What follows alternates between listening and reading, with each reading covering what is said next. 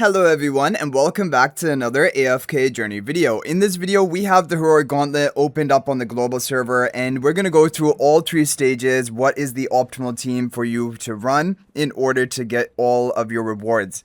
Now the earth shell artifact definitely is going to be the artifact you want to run for basically all of these stages. And in stage 1 and 2 you have to get a certain number of kills, but you also need to survive well enough to make it that far. So this is a team which I think is really good and very free to play friendly. I did a lot of testing with it. Pink twin on the right, blue twin on the left. We have 3 heroes on the stellar bond.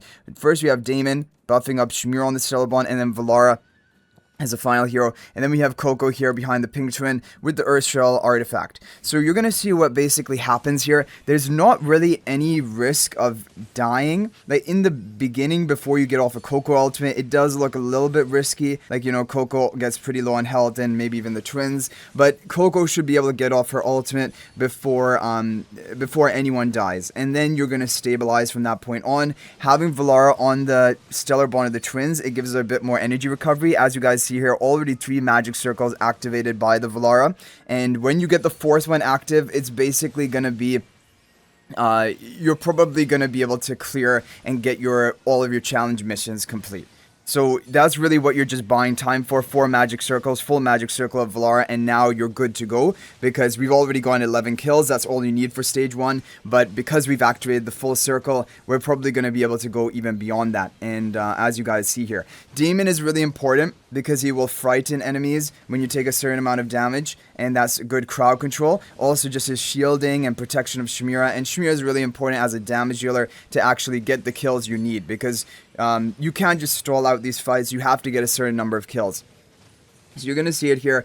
Now it just comes down to RNG. The Diurnal was able to get off his ultimate, and then you're just going to end. Like, if the Diurnal gets off an ultimate, even earlier on, you're going to die from that point on. So it's just really about bursting them before the Diurnal gets off an ultimate, and you're going to see this is what you can expect from this team. And I'm running the same team. It's really effective for stage 2 as well. For stage 1, pink twin on the right, blue twin on the left, Damon buffing up Shmira and Valara on the stellar bond, Coco behind the pink twin.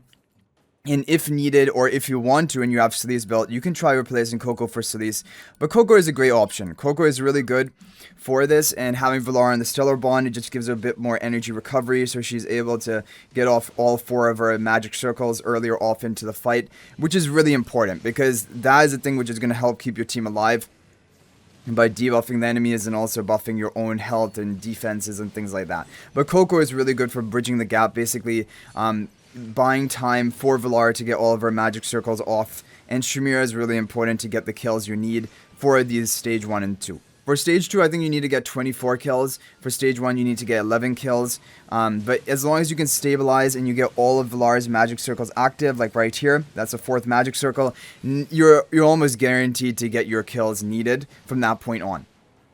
But I guess there can be a little bit of RNG if Valara dies before getting off her final circle in either of these stages, and then you will want to repeat and try to line up better RNG. But basically, that is a strategy. The twins are really important, and then having Damon, Shmira, Valara all on the stellar bond is really good value. The twins go down here, 18 seconds left, and it doesn't really matter because, like, you've reached above the kill count that you need, but you guys are gonna see here you can even get higher, like crazy amount of kills. 31 kills is very high, and for stage 1, I think the highest I've gone is around 21 kills or so.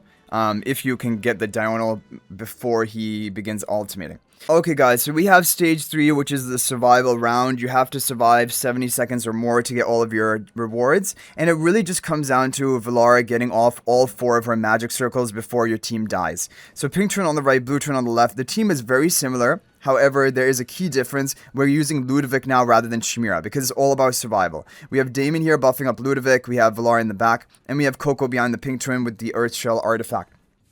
So the energy generation from the twins onto Valara, that helps with her cycling her circles, and the Ludovic is really effective because of its healing for all of your grouped up team, and also the Everbloom field, it is going to stun enemies who enter for the first time. So it's really strong. And then having Coco here as well, that's more damage reduction, shielding, and you're going to see we already have 3 of Valara's magic circles active. Things are looking really good so far. But now it will come down to, okay, we got the 4th magic circle off really, really quick. That's perfect, and now we're probably guaranteed to survive long enough. This round over here with persistent floorbells, this is a little bit dangerous. The enemies can burst you.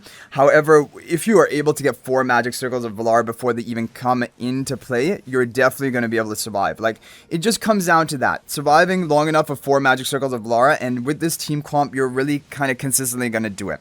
Now, if this doesn't work for you on the first time, you should try it a few times because I'm sure there's RNG in it. Like, really, with these heroic gauntlets, it is related a lot to RNG. Gerda is going to slam down and potentially break your crystal right at the end, as you guys saw there, but we did survive long enough. There were 16 seconds left in the match. That is perfectly long enough to actually survive. So those are basically the teams that I have to recommend for the heroic gauntlet. But if there's any other team that is working for you, feel free to share that in the comment section. That is always much appreciated and can help others out. So thank you guys all so much for watching. That is going to be it for this video. And if you're thinking about making a purchase in AFK Journey, please use my affiliate link for the official Farlight store. This is the best way you can support me and also gain 5% bonus dragon crystals on your purchase. My affiliate link is in the description of this video in a pinned comment, and you can actually bookmark this link in your browser, and whenever you're planning to make a purchase, just return to the bookmark link and make your purchase. It will support me and be greatly appreciated. So thanks for watching. I'll hopefully see you in the next video, and until then, everyone, peace out for now.